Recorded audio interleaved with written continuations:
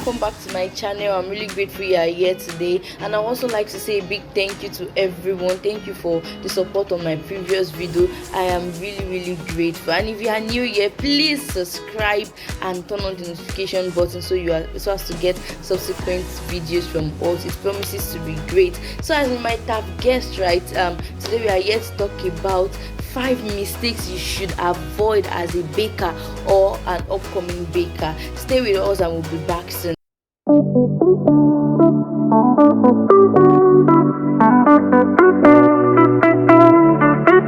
First mistake I think you should avoid as a baker or an upcoming baker is avoid getting all tools. As someone who just started off, you really don't need everything.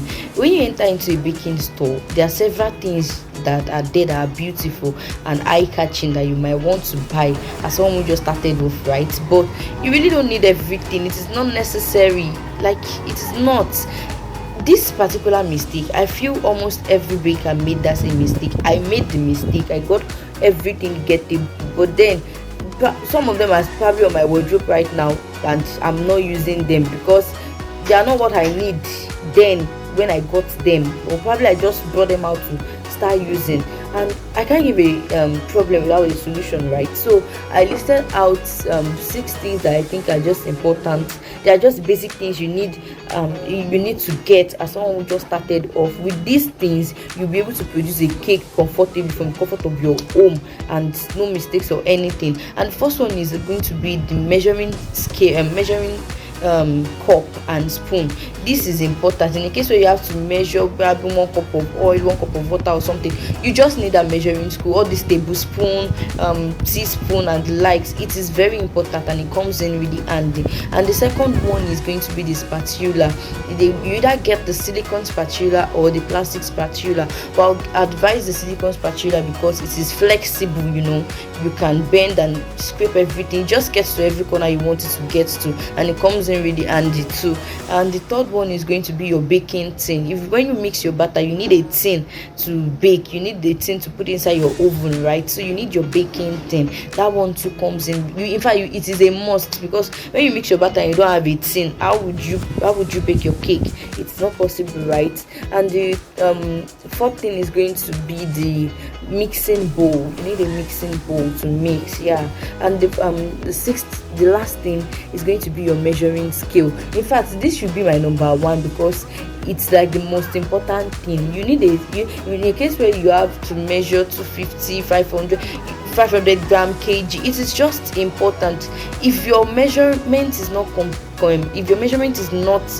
correct, your cake would flop. You won't like it. Even if the best baker on this earth had given you that recipe, if your measurement is not correct, your cake won't be nice and you won't love it. So these are just the 5 basic things I think you need as a baker who just started off.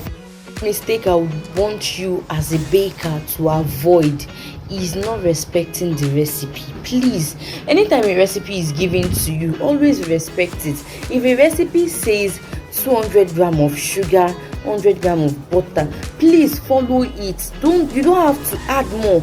See, the person that formulated that recipe, I've tried it over and over again, and that was what gave them the good results they got. That was what gave them that nice taste you ate, that you went to approach them that, oh, I want to learn from you, I want to get this recipe, and probably you bought the recipe. You don't have to add, you don't have to subtract. You don't just see. To get a perfect cake, you just have to respect, and you have to measure correctly too. You have to measure correctly. That measuring correct only, it might be unintentional sometimes. In a case where you are using a measuring cup to measure and you don't level it, probably you just dipped inside your flour and you just poured inside the batter like that. You didn't measure, you didn't level it. That part that you didn't level has its own gram. It has its own functions that it will do in your batter. So when you are measuring too, you have to be careful so as to get the when it says 1 cup of oil or 1 cup of flour, don't just dip and it will come out in a heap form like a pyramid, right? It will definitely have some excess. If you don't level it, and you pour inside your batter like that, that one that you didn't level has its own gram and it will affect your cake. That's one thing I've noticed about baking. No matter how little that thing is, that mistake is, it will affect the cake. You will definitely know. And where I must have made these mistakes in the past was with my oil-based cake. Probably in a scenario whereby I mixed the red velvet batter, and I'm like, it is not glossy enough, it is not shining, and I should add more oil. That more oil I'm adding is not in the recipe that was given to me. I added the oil, and after adding the oil I baked the cake, and I realized that my cake is frying. I don't know if you know what it means by cake is frying. Excess oil is coming out, which is not supposed to be. Because the oil-based cake, it does not mean that oil should now overflow. No, it shouldn't be like that. And at that point I might not even remember that the half cup that I put, it was not in my recipe. It was me that added it, and I'll not be like, the recipe is not correct, I won't use the recipe again. No, once you respect the recipe, you get a perfect result. The people that gave you have tried it over and over again. So please learn to respect the recipe. So the next thing I think you should avoid as a baker is substituting ingredients. Now, it is not all ingredients that can be substituted. I'm not disregarding the fact that you can substitute some, but it is not everything that can be. Behind every ingredient, there is a function, there is an effect to it. Now, you substituting it might just bring your cake from 100 to 0, and you don't need that. When a recipe calls for a particular material and you don't have it, please always try your best to get it. Like, just get it, so you, at the end of the day, your end product will be nice. I said it earlier that baking is a science, and anything you do, the effects will show at the end the effect will surely, if a recipe calls you to add salt in the batter and you don't add it, at the end of the day you are going to know the effects. You will know.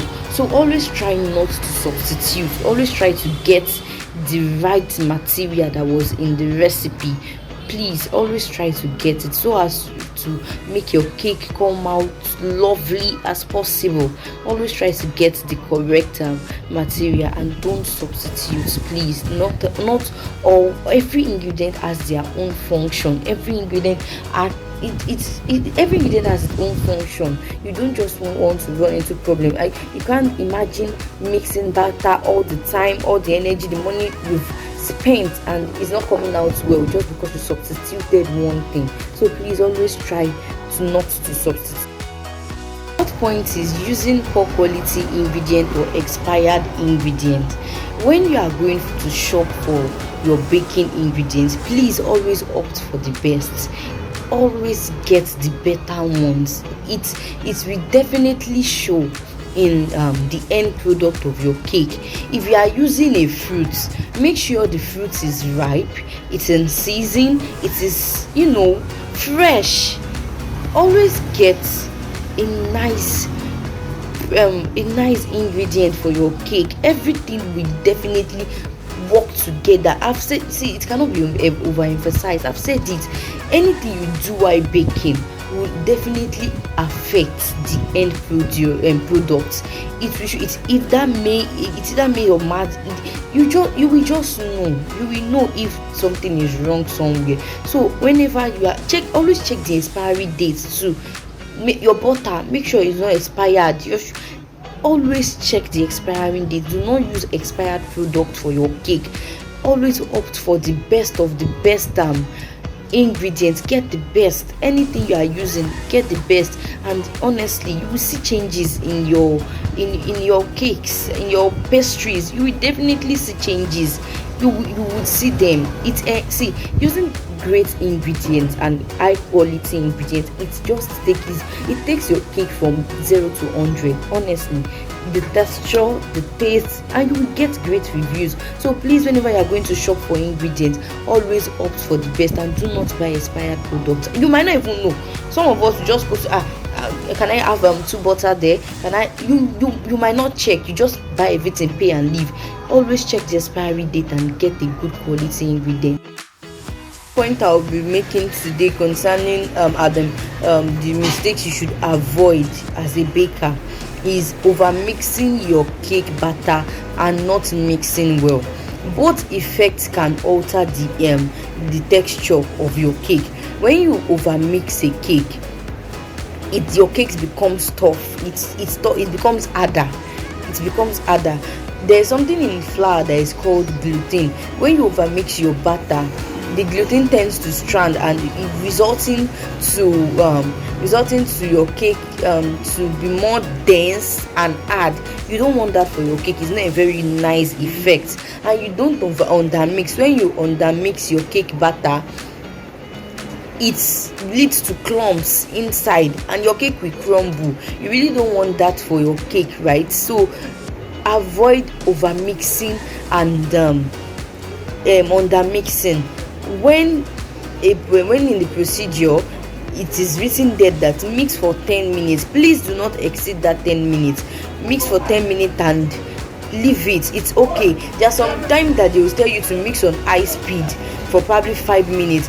Mix down. That might mean that probably the cake they need air to incorporate into the batter. So when you do not need for that 10 minutes that was stated, it will affect the effect of your cake. There's nothing you do during the process of cake making that will not have the effect at the end. So please try to avoid to over mix and undermix your batter.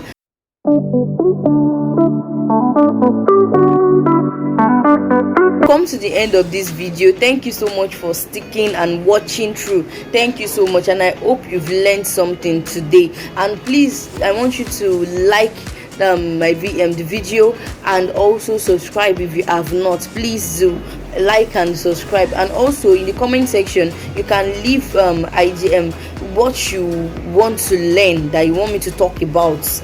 I'm open to ideas. You can leave them in the comment section and I'll review them, and if it's something I know, I'll definitely share it. So thank you so much for watching. Thank you so much. Bye. See you in our next video.